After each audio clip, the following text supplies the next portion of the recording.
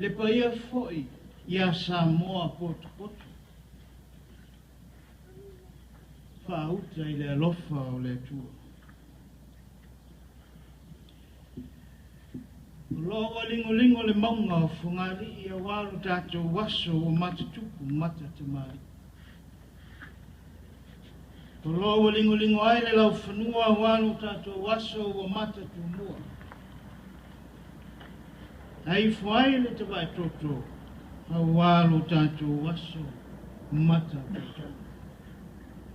Whatamai ai maota le paia. I le whale anga fulu.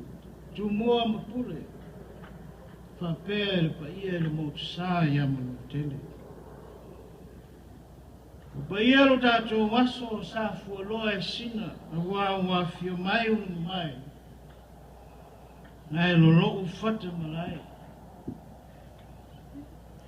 I leo le tai ao sa uu o le tai ao sa tālangu wai nu. Sa tō tūli ma lau tutu ina o tā whea mala. Eo le whale mai o manu. Ka sei o whali wane yata a walo whawhi mai. Kore alamu ai lau tau talanga e pere upu. I le whala sa mana o iai le tutonga sai tari malama. Sa sopu mua ai le tama e ngā fua ma le ata talo whae tuifi. Na mō lia ua futia ua whapea lo tātou tai au. Ua whai fua ni o lofa a ua futia au. Ua le ai sei nati. Ua le ai sei nati e o longo mua. Ua le ola se hata i loo whenua. Ua le maupu e pei upu i atu mua. Ua whai fua so whitele ua vale lu lau ele. Ua le tulu e whai wau sai. Ua moe loa le usu nei whaltele. Ua le moe le manatu nei fotu loa. Ma fotu wa ai uso o le awhia ngai. Au le nei ua tala mai a au ma whawhia mai. Ua taiti le au na pauta male au na patai. Na ona mo o lo loto i se tungase. O lo to. Sa maua i le walunga tongo ai ori ai le uso e te ono. I le suenga o le i a loto. O lea i malia lo finangalo.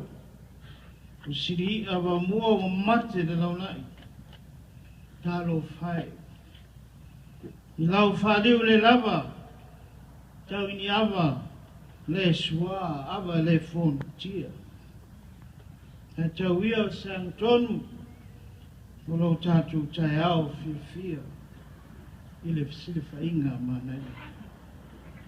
O lo o tepa le lupe leo. O langa mea we se ai. La o lua pule. O te le awa. I le pa ia e le whale anga fudu. Tapa ipu. Le pa ia e atu mua mpule. Tapa ipu foe. Ia whatui.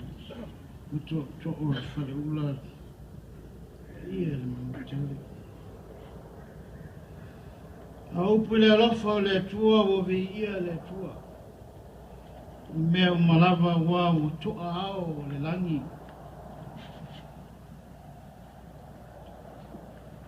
O toa le ngāte whale. O whao pēr le fua le sami. O le atuli ala watasi le fua sa tu masi. O ato tino le tu matu o le fasa.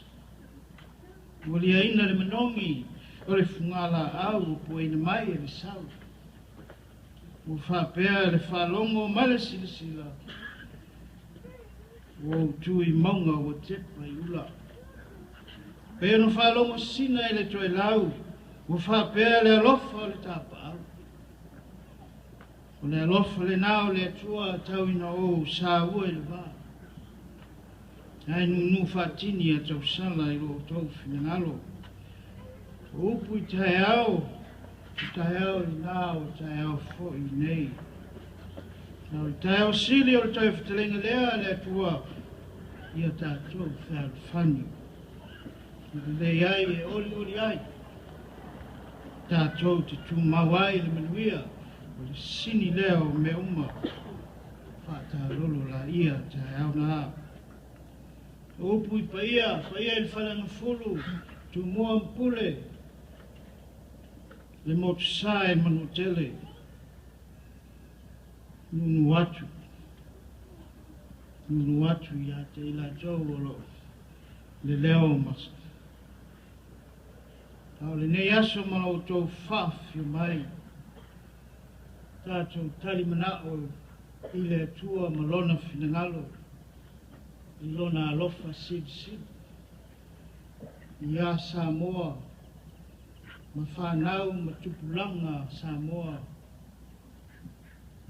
O lo whaafale turuia i lei tū ma lei tū, o le lalolani tele o lo tātou iei.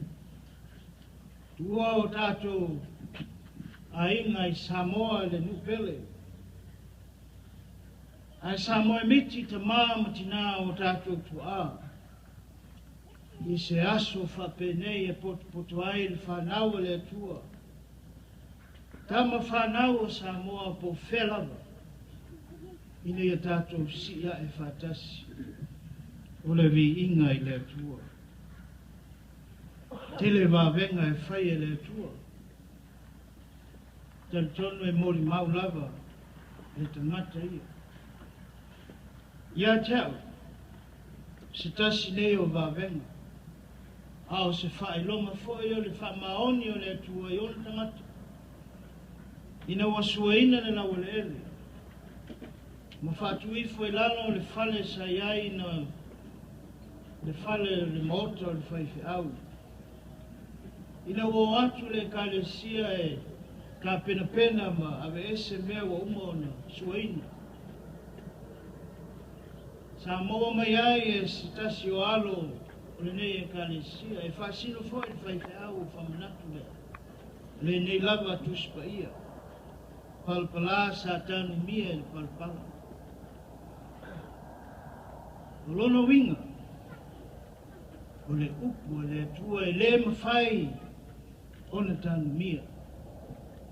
E le mawhai o na whaatama ia. Ang o le upu e ola. Upu e manuia.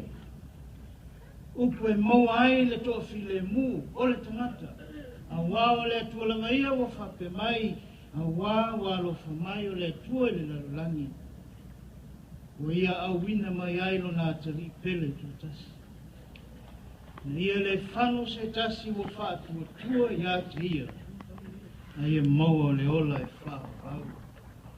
O la atu ina le nei tu spa ia, i tu tonu o le maota o le whaife au.